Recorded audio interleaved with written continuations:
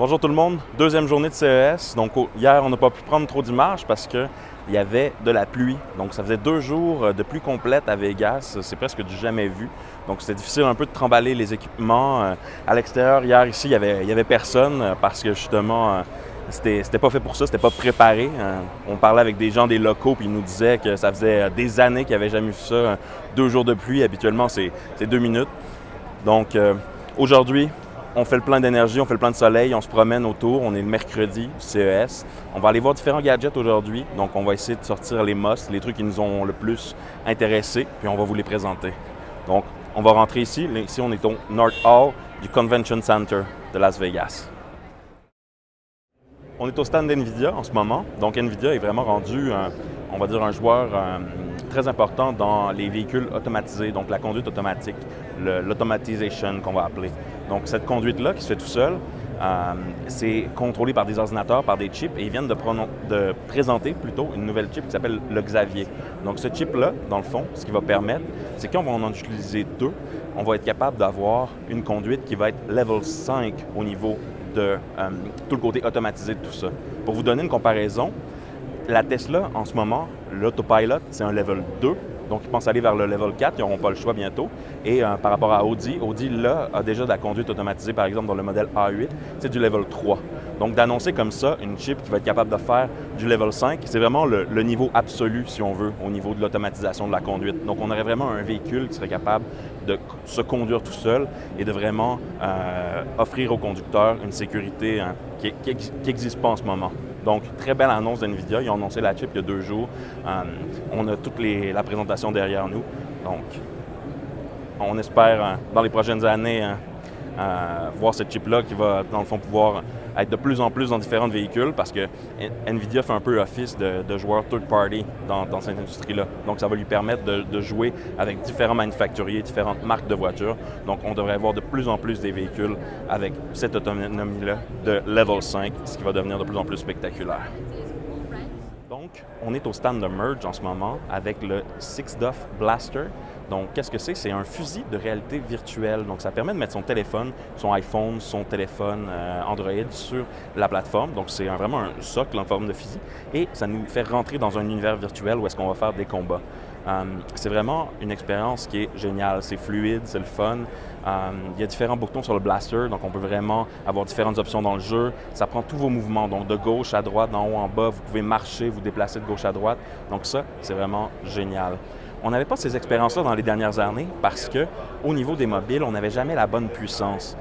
Par contre, maintenant, avec les nouveaux téléphones Android, les nouveaux téléphones iPhone, donc comme ici on est avec l'iPhone X, il y a des nouveaux kits de développement qui aident vraiment énormément ces jeux-là qui sont très gourmands au niveau du 3D. Donc, l'expérience, comme je vous dis, encore une fois, vraiment merveilleux. La plateforme est encore en développement, donc les gens peuvent soumettre des jeux, donc c'est ouvert aux développeurs, donc regardez ça sur Internet si vous êtes des développeurs de jeux. Le price point n'est pas encore connu.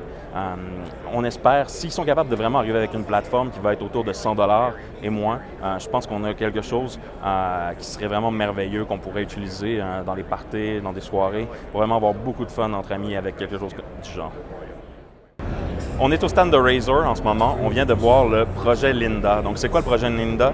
Il l'explique comme étant le meilleur des deux mondes. Donc, un ordinateur portable et un téléphone cellulaire qui peuvent s'emboîter ensemble. Dans le fond, le portable est alimenté par le téléphone cellulaire. Donc, on se retrouve avec une interface Android, mais à l'intérieur d'un portable. C'est un écran 13.3 pouces, Quad HD, 120 Hz, touchscreen. Donc, c'est quand même assez fou comme spec. On se rappelle que c'est propulsé par le Razer Phone. Donc, lui, c'est un écran 5.7 pouces, 120 Hz aussi. Donc, on a 2 touchscreens 120 Hz dans le même laptop. Le casing, dans le fond, d'ordinateur de portable qui tient le cellulaire, fait aussi office, dans le fond, de souris, de power bank pour recharger le téléphone. On a des speakers dans l'appareil. Donc, on a vraiment quand même une bonne plateforme de travail pour travailler. On nous dit que c'est vraiment la meilleure plateforme, dans le fond, pour tout ce qui va être Android gaming. Donc, pour jouer sur des jeux Android avec, justement, le clavier et la possibilité d'avoir une souris, on se retrouve dans des nouvelles possibilités qui n'existaient pas avant. Donc, à voir, c'est vraiment un concept. Il y avait quelques autres compagnies qui s'étaient essayées dans des concepts du même genre. On peut penser à Samsung qui l'avait fait il y a quelques mois, quelques années. Donc, voyons où est-ce que ça va aller. Razer fait vraiment du beau matériel, de qualité, du beau hardware. Donc, on pourrait se fier à eux pour pousser peut-être l'idée un peu plus loin et peut-être même un jour pouvoir aller faire du streaming avec une machine Windows pour pouvoir avoir accès à toute sa librairie Steam ou encore Origin. Donc, vraiment un beau projet, un coup de cœur du CES à regarder pour les prochains mois s'il y a du développement. CES 2018, it's a wrap. Donc, on vient de terminer un peu notre visite pour 2018. Dans les derniers jours, on s'est promené beaucoup au Convention Center, on s'est promené au Sands, donc ça, c'est les hôtels vraiment sur la Strip, le Venetian. Donc, on a vu plein de belles choses. Je dirais qu'après 3 jours à marcher comme ça, on a mal aux pieds. On a hâte d'aller se reposer.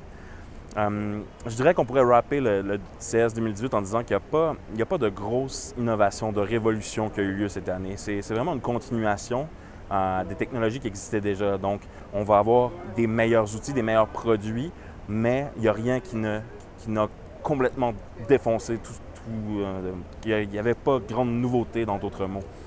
Je dirais que des beaux produits qu'on a vus, donc on l'a vu dans d'autres vidéos, le projet Linda de Razer, donc vraiment un beau produit, une belle tangente dans le fond qu'on va voir dans les prochaines années si ça peut se démocratiser de la bonne façon.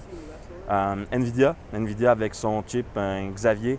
Donc si on est capable d'avoir des voitures autonomes de niveau 5 dans les prochains mois, ça sera sûrement grâce à eux qu'on va pouvoir le voir. Donc, on se dit à la prochaine, au prochain CES, et on se revoit bientôt sur l'Espace Techno. Merci.